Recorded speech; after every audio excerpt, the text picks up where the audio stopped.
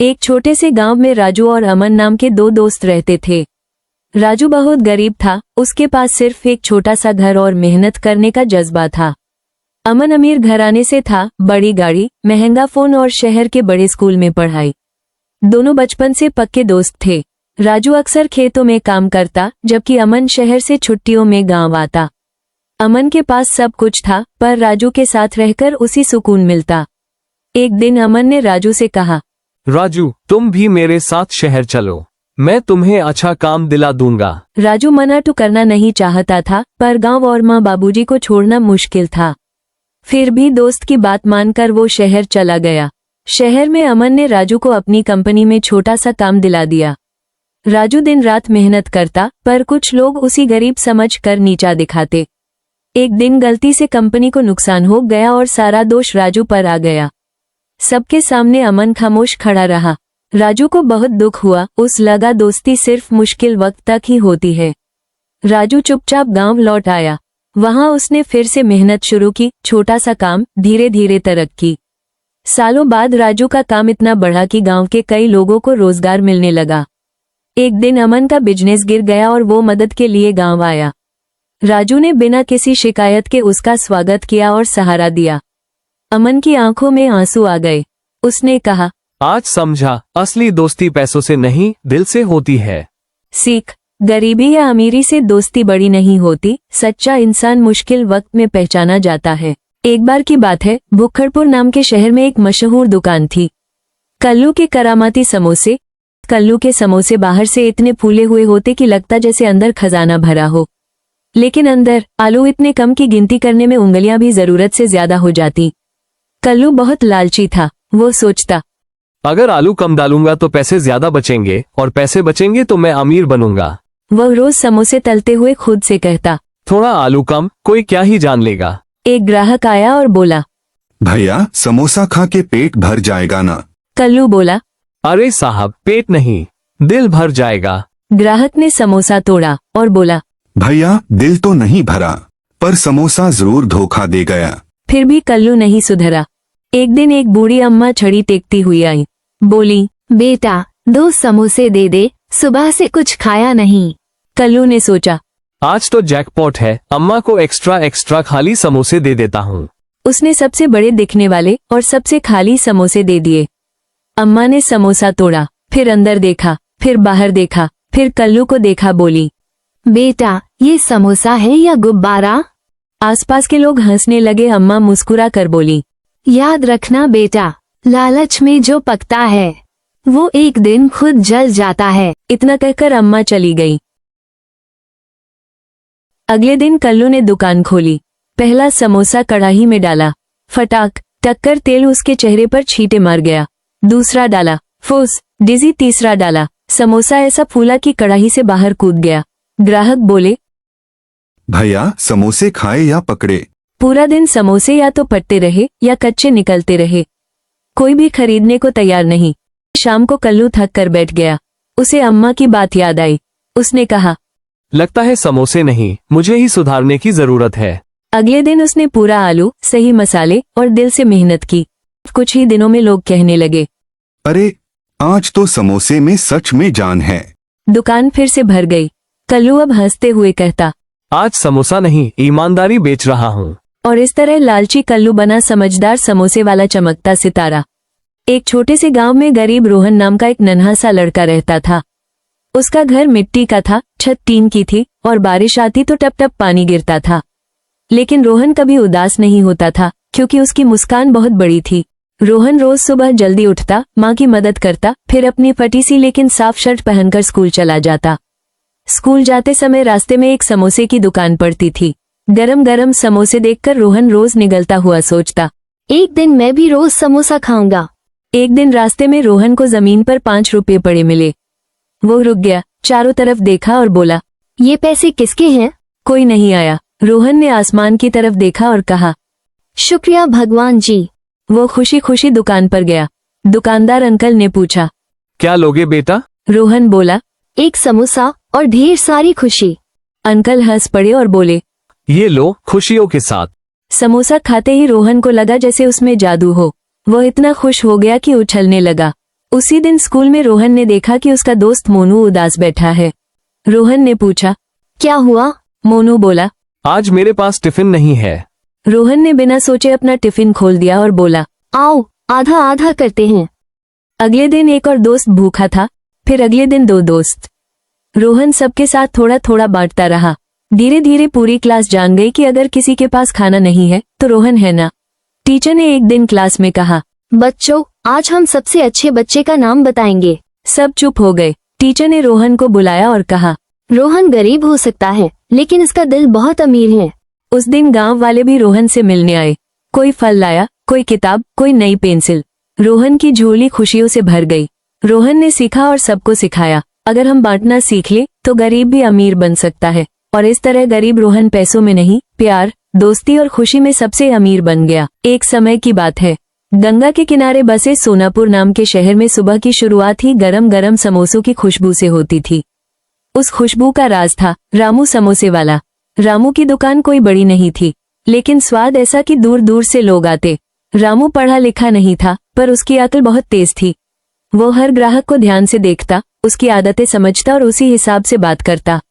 एक दिन शहर में खबर फैली कि पास के बड़े शहर से एक अमीर हलवाई आ रहा है। वो बड़ी दुकान खोलेगा, चमचमाती लाइटें होंगी, बड़े बड़े समोसे होंगे और दाम भी कम। रामू के मन में डर बैठ गया। अगर लोग वहां चले गए तो मेरा क्या होगा? उस रात वो देर तक सो नहीं पाया। सुबह उसने कढ़ाई तो चढ़ाई, लेकिन दिमाग कहीं और था। तभी उसे अपने दादाजी की बात याद आई। अगर हाथ कमजोर हो तो दिमाग मजबूत रखो। रामू की आंखों में चमक आ गई। उसने दुकान के आगे एक नया बोर्ड टांग दिया। आज से समोसे के साथ मिलेगा दिमागी खेल। लोग रुक गए। एक ने पूछा, ये क्या नया तमाशा है? रामू बोला, तमाशा नहीं साहब, मौका है।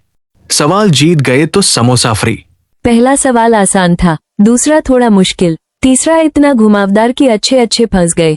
लोग हारकर भी खुश थे, क्योंकि मजा आ रहा था। बड़ा हलवाई भीड़ देखकर जल गया। उसने सोचा, मैं दाम कम कर दूंगा। उसने समोसा आधे दाम में बेचना शुरू कर दिया। अगले दिन रामू ने नया ऐलान किया, आज जीतने वालों को समोसे के साथ चाय फ्री। अब तो बच्चे, बूढ़े, छात्र, मास्टर सब रामू की दुकान पर आने लगे। कोई सवाल हल करता, कोई ताली बजाता। एक दिन वही अमीर हलवाई रामू के पास आया और बोला, भाई, समोसे तो हम दोनों के अच्छे हैं, लेकिन तेरे पास जो है वो मेरे पास नहीं। रामू ने पूछा, क्या?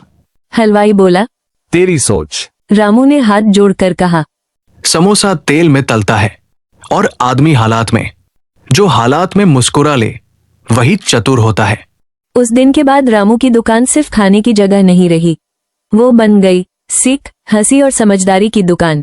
और रामू कहलाया एक चतुर समोसे वाला, जिसने साबित कर दिया कि छोटी दुकान भी बड़ा नाम कमा सकती है। शहर से थोड़ी दूर एक कस्बा था, सुखपुर। ये कस्बा छोटा जरूर था, लेकिन वहां की रौनक मशहूर थी। उसी कस्बे की सबसे भीड़भाड़ वाली सड़क पर रमेश नाम का एक गन्ने का जूस वाला अपनी दुकान लगाता था। उसकी दुकान कोई पक्की दुकान नहीं थी, बस एक बड़ा सा ठेला, गन्ने की मशीन और सबसे शुद्ध और मीठा गन्ने का रस। रमेश का जूस सच में बहुत अच्छा होता था। वो ताजे गन्ने मंगवाता, मशीन साफ रखता और जूस में बर्फ भी सही मात्रा में डालता। शुरू शुरू में वो बहुत मिलनसार था। ग्राहकों से हंसकर बात करता, बच्चों को थोड़ा ज्यादा जूस दे देता और बूढ़ों से सम्मान से पेश आता। लेकिन जैसे जैसे उसकी दुकान मशहूर होती गई, वैसे वैसे रमेश के स्वभाव में बदलाव आने लगा। उसे लगने लगा कि उसके बिना लोग रह ही नहीं सकते। अब वो खुद को सबसे बड़ा जूस वाला समझने लगा। अगर कोई ग्राहक देर से पैसे देता तो वो सबके सामने डांट देता। अगर कोई स्वाद पर सवाल उठाता तो वो अकड़ कर कहता, पूरे कस्बे में ऐसा जूस कहीं नहीं मिलेगा। धीरे धीरे रमेश का घमंड बढ़ता गया। एक दिन 2 स्कूली बच्चे उसके पास आए। उनके पास पूरे पैसे नहीं थे। उन्होंने विनम्रता से कहा, भैया थोड़ा कम जूस दे दीजिए, जितने पैसे हैं उतने में। रमेश ने घमंड में मुंह बनाकर कहा, ये कोई धर्मशाला है क्या? पैसे पूरे हो तभी जूस मिलेगा। बच्चे उदास होकर चले गए। पास खड़े कुछ लोग ये सब देख रहे थे, लेकिन रमेश को कोई फर्क नहीं पड़ा। कुछ दिनों बाद एक बूढ़ा आदमी, जिनका नाम हरिदास था, उसके ठेले पर आया। उसने बड़े प्यार से कहा, बेटा, आज बहुत गर्मी है, पैसे थोड़े कम हैं, आधा गिलास ही दे दे। रमेश ने घमंड में मुंह बनाकर कहा, बूढ़े बाबा, नियम सबके लिए एक जैसे हैं। जाओ, कहीं और जाओ। हरिदास की आंखें नम हो गईं, लेकिन वो बिना कुछ कहे चला गया। ये देखकर कई ग्राहकों का मन दुखी हो गया। धीरे धीरे असर दिखने लगा। लोग अब रमेश के ठेले पर कम आने लगे। उसी सड़क के दूसरे कोने पर मोहन नाम का एक नया जूस वाला आ गया। उसका जूस ठीक ठाक था, लेकिन उसका व्यवहार बहुत अच्छा था। वो हर किसी से प्यार से बात करता, बच्चों को दुलारता और जरूरतमंदों की मदद करता। कुछ ही हफ्तों में मोहन की दुकान पर भीड़ बढ़ने लगी और रमेश की दुकान सूनी रहने लगी। अब रमेश परेशान रहने लगा। दिन भर बैठा रहता, लेकिन ग्राहक नहीं आते। कमाई घटने लगी। एक रात वो सोचता रहा। क्या सच में मेरा जूस खराब हो गया है?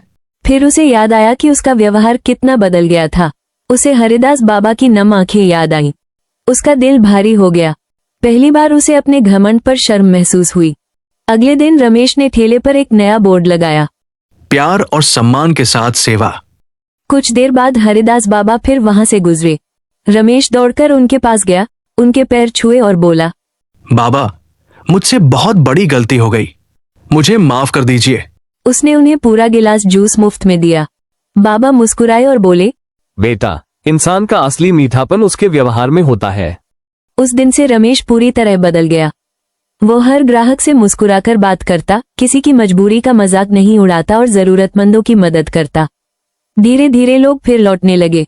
उसकी दुकान फिर से चलने लगी, लेकिन इस बार रमेश के दिल में घमंड नहीं था, सिर्फ संतोष था। सीख, घमंड से कमाई भले बढ़े, लेकिन सम्मान खत्म हो जाता है। विनम्रता इंसान को ऊंचा बनाती है। बहुत समय पहले एक सुंदर सा गांव था। गांव के लोग मेहनती और ईमानदार थे, लेकिन उसी गांव में रामू नाम का एक व्यक्ति रहता था, जो मेहनत से भागता था। एक दिन रामू अपने दोस्त श्याम से बोला, देखो सेठ जी कितने अमीर हैं, काश मेरे पास भी इतना पैसा होता। रामू, मेहनत करो, सब मिल जाएगा। मेहनत में समय लगता है, मुझे तो जल्दी अमीर बनना है। उसी रात रामू ने मन ही मन योजना बनाई। आज रात सेठ के घर चोरी करूंगा, कोई पकड़ भी नहीं पाएगा। रात के समय रामू सेठ के घर पहुंचा। चारों तरफ सन्नाटा था। सब सो गए हैं, यही सही मौका है।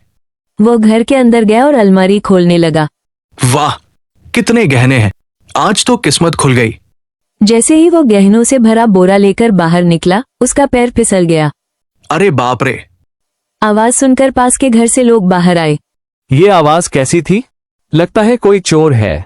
पकड़ो, पकड़ो चोर को। डर के मारे रामू बोला। अब तो फंस गया। वह गहनों का बोरा वहीं छोड़कर भाग गया। जान बची तो लाखों पाए। सुबह गांव वाले सेठ जी के पास पहुंचे। सेठ जी, ये गहनों का बोरा रास्ते में मिला है। धन्यवाद भाइयों, आपकी ईमानदारी सच में काबिले तारीफ है। उधर रामू दूर से सब देख रहा था। चोरी ने मुझे सिर्फ डर और बेइज्जती दी। रामू सेठ जी के पास गया। सेठ जी, मुझसे बहुत बड़ी गलती हो गई, मुझे माफ कर दीजिए। गलती मान लेना ही सुधार की पहली सीढ़ी है, आगे से मेहनत करना। रामू ने सिर झुकाकर कहा, अब मैं कभी चोरी नहीं करूंगा। उस दिन से रामू मेहनत करने लगा और ईमानदार इंसान बन गया। सीख, गलत रास्ता डर और शर्म देता है, जबकि ईमानदारी और मेहनत से सम्मान और खुशी मिलती है। एक छोटे से शहर सुखनगर में रामू नाम का एक पाव भाजी वाला रहता था। उसकी पाव भाजी बहुत स्वादिष्ट होती थी। लोग दूर दूर से उसकी दुकान पर खाने आते थे।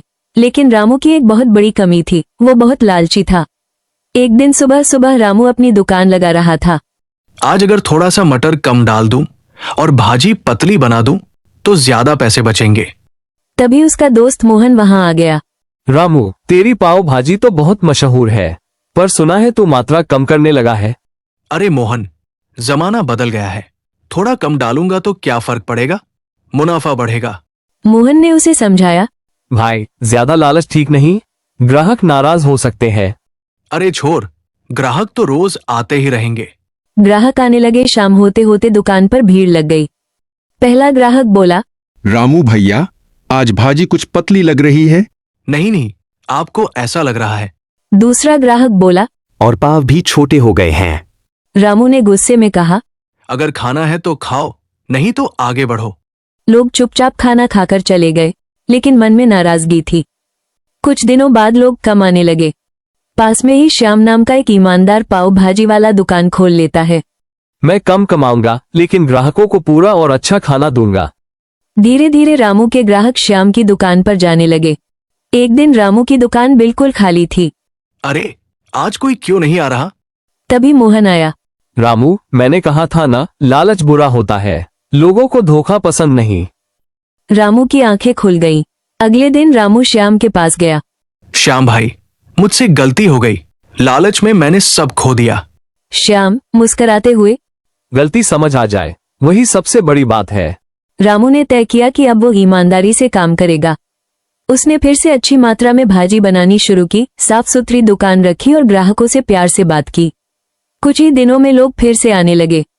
वाह रामू भैया, अब तो पहले से भी अच्छी पाव भाजी है। रामू खुश होकर बोला, अब समझ गया हूँ, ईमानदारी ही सबसे बड़ा मुनाफा है। लालच करने वाला इंसान थोड़े समय के लिए फायदा उठाता है, लेकिन अंत में सब कुछ खो देता है। ईमानदारी और सच्चाई से किया गया काम हमेशा सफलता दिलाता है।